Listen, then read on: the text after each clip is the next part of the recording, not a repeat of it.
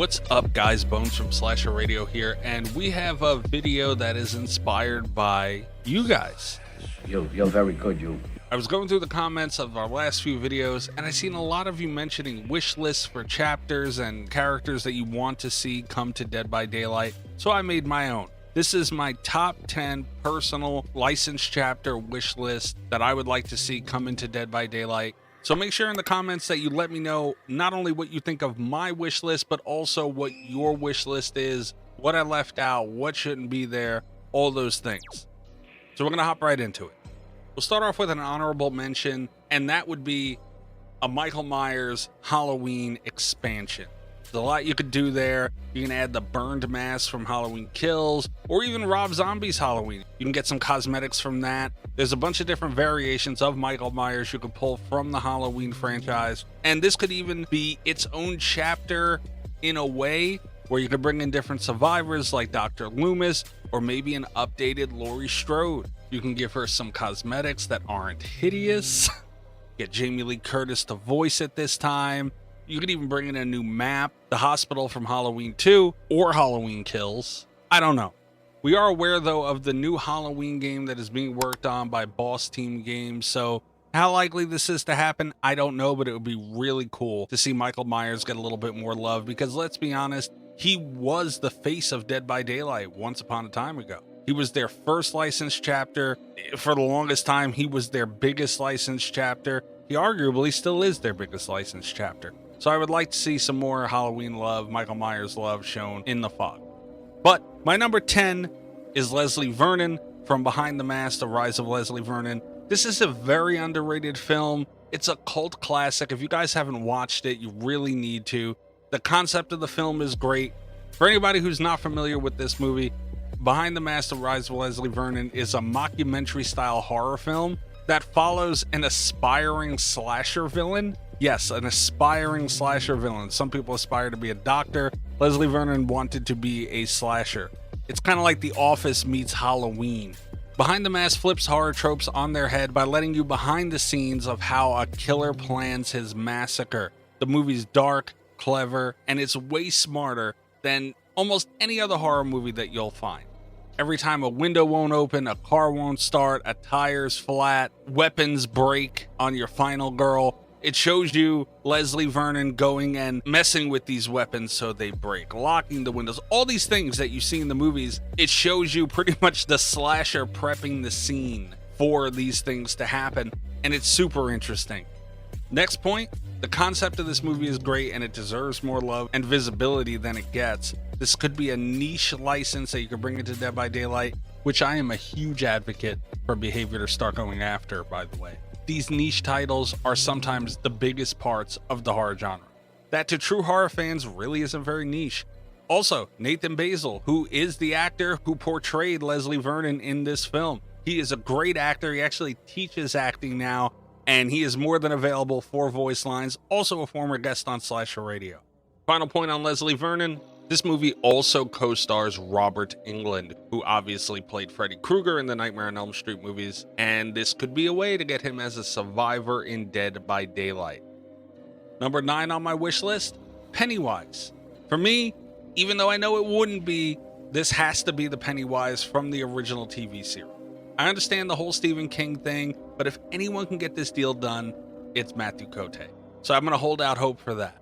Tim Curry's Pennywise in the 1990 It miniseries is all personality. He's unsettling, sadistic, almost too real. Like a real clown you'd see out in person, and you instantly feel something is off with this guy.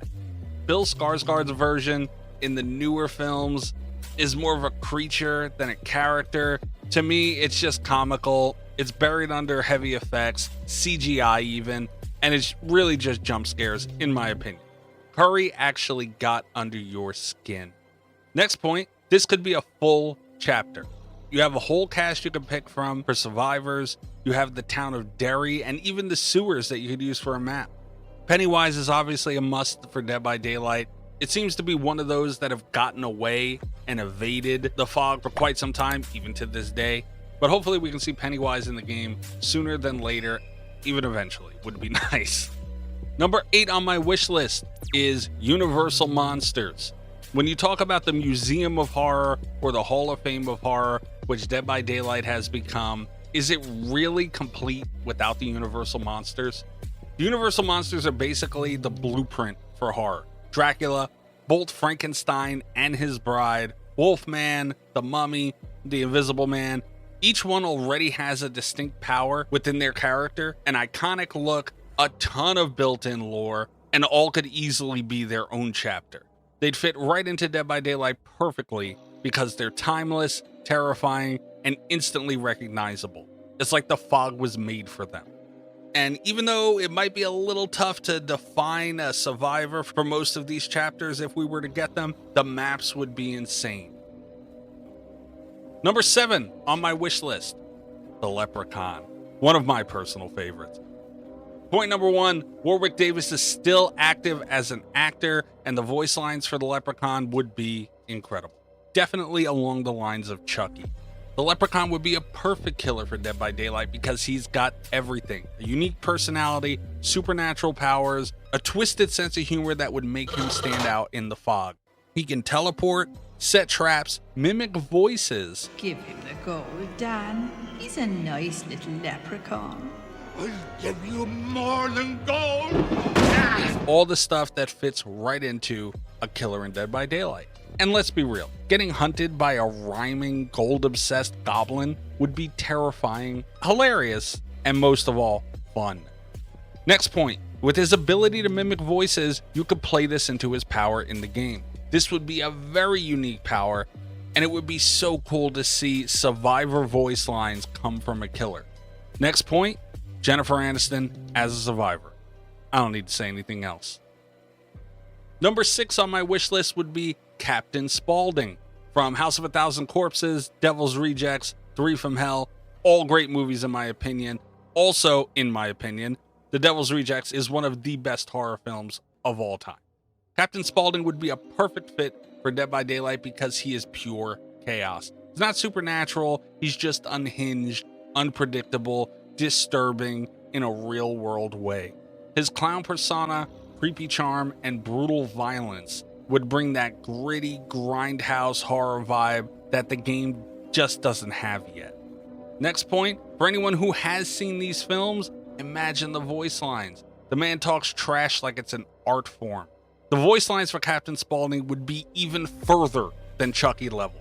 The only downside for this is Sid Haig passed away on September 21st of 2029, but if it's possible to pull his voice lines for the game from the films, I feel like it would be a tribute to not only the character, but to Sid Haig himself.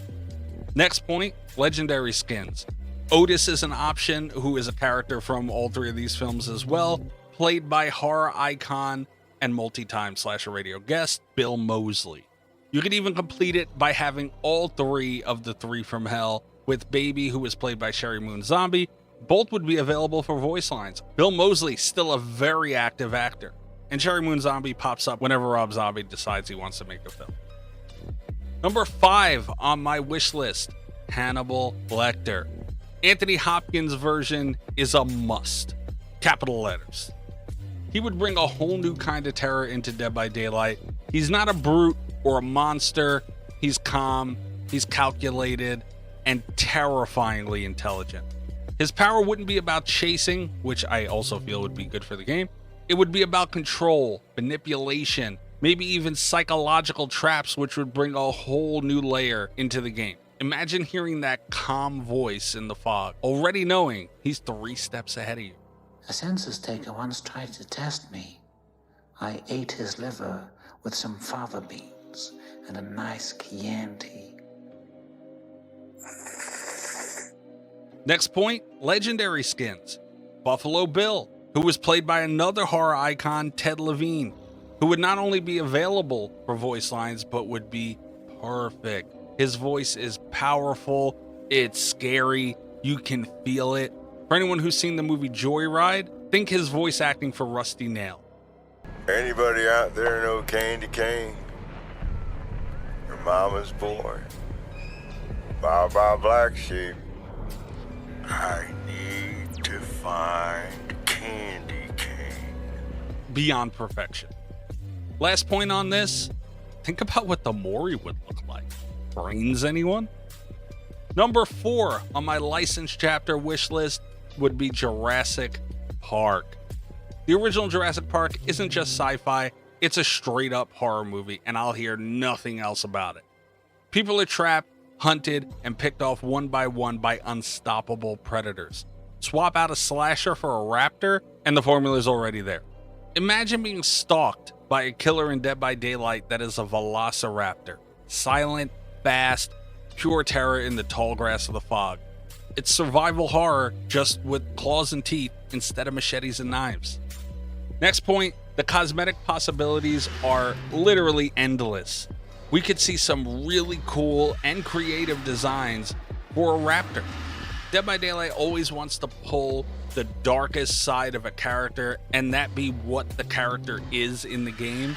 Seeing a version of an undead or even blighted velociraptor would be awesome. Next point, since My Little Oni came out, I am a strong believer that was a test for a T-Rex in Dead by Daylight. During one of our interviews with Mathieu Cote, he even confirmed they were indeed testing something. Very well received. My Little Oni was just a really silly thing to do, but it showed just how much, like, it's great to take DBD seriously, but it's also great to just have fun with your friends in that world. Yes. And My Little Oni showed that in a very, very clear way, I think. Yeah, that was amazing. Also, I'm going to put you on the spot early here. General question, though. Sure. Was My Little Oni, even though it was an April Fool's thing, it was a lot of fun, everybody loved it. In your studios, was there anything where you guys are kind of using that to see what's possible in the future? 100%. Like, this was not made as a joke, right? Like I said, it was made as a very serious consideration of how can we expand on the gameplay of Dead by Daylight? How can we stretch it? How can we make other modes out, other ways to play the game using what we have right now? And this was one of the options that we considered, and it was deemed super fun, but also it had potential to be a little bit silly. Like, it could have been presented in a very, very serious way also, I believe. But we decided to make it into a bit of a sillier thing for April's Fool, and I thought that was a great idea. But it could have been played super serious too, right? Because it's terrifying to be absolutely minuscule and to be trampled by a gigantic killer. But yeah, we decided to make it a little silly instead, and I think it was a great idea. It was, and the whole time I was like, they're sitting in plain sight on this one, trying something out. Like, it's a perfect, it works in all ways. Yeah, and you'll see more of that coming, of course. Number 3, top 3 on my licensed chapter wish list is Art the Clown. Art the Clown is tailor-made for Dead by Daylight. I'm convinced they were separated at birth. Art is silent, sadistic, and right up there with the most brutal characters in horror we've ever seen. He's everything a killer in the fog should be. He doesn't just kill, he plays with his victims, he mocks them, he makes it personal. His brutality fits right up there with Dead by Daylight's darker tones.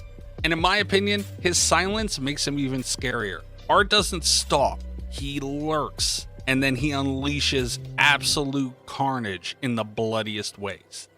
Next point, Steve Barton, also known as Uncle Creepy, he was a producer for Terrifier 2, and as most of you know, was very vocal on social media about wanting Art the Clown and Terrifier to come into the fog.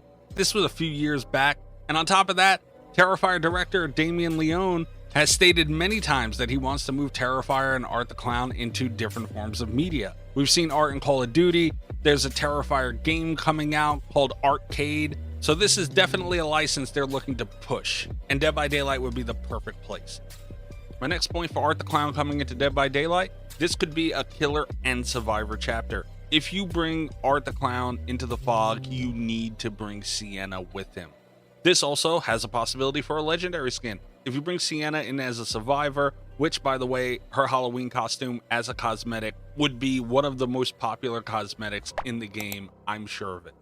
but you could also have her brother Jonathan as a legendary skin as well. Next point, there's nothing else that needs to be said about this one. Art belongs in Dead by Daylight. Moving on. Number 2 on my licensed chapter wish list is Candyman.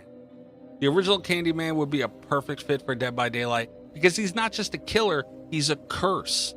Candyman's presence is poetic, it's brutal, and deeply rooted in an urban legend, which lines up perfectly with Dead by Daylight's lore-heavy world.